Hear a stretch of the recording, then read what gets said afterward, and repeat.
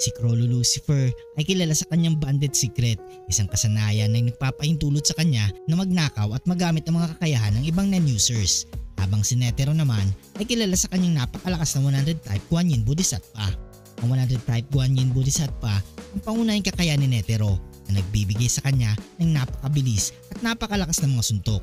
Ito ay kombinasyon ng kanyang En, Ren at Tatsu na ginamit para sa maximum na kapangyarihan at bilis. Ang Hayakushiki Cannon ay isang mabilis na serye ng mga suntok na halos imposible iwasan kahit ng mga pinakamalalakas na kalaban. Si Netero ay nag-train ng maraming dekada, pinapalakas ang kanyang katawan at kasanayan sa Nen hanggang sa hindi matutularan.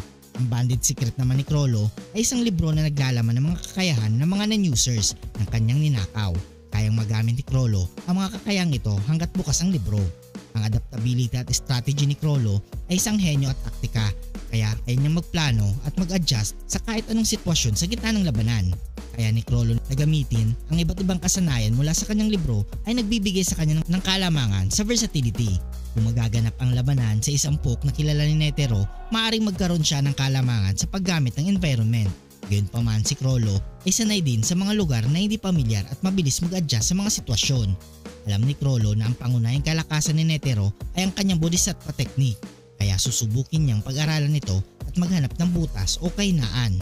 Maaaring gumamit si Crollo ng distraction o decoys para subukan ang mga pag-atake ni Netero na maghanap ng openings. Gagamitin ni Crollo ang mga kakayahan sa kanyang libro na pwedeng makadagdag ng versatility sa kanyang pag-atake at depensa. Ang mga suntok ni Netero mula sa kanyang Bodhisattva technique ay sobrang bilis at takas na maaaring makabigla at makapagbigay ng malalaking pinsala kay Crollo.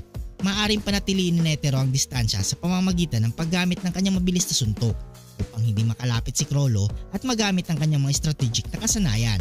Gagamitin ni Netero ang kanyang malalim na karanasan at expertise sa Nen para pigilan ang mga posibleng pag-atake ni Crollo.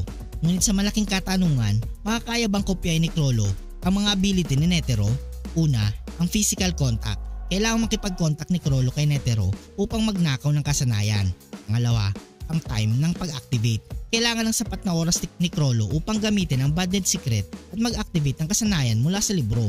Sa sobrang bilis ng mga suntok ni Netero, maaaring hindi magawa ni Crollo ang physical na contact na kinakailangan para sa pagnakaw ng kasanayan.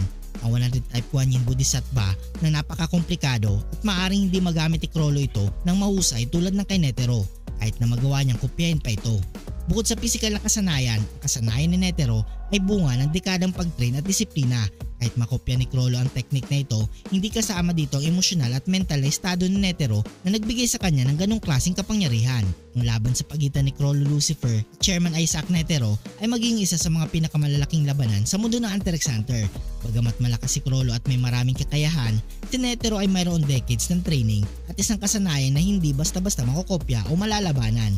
Makakaya ni Crollo na makipagsabayan sa estratehiya at paggamit ng iba't ibang kasanayan. Ngunit ang bilis, lakas at expertise ni Netero sa Nen ay nagbibigay sa kanya ng napakalaking kalamangan.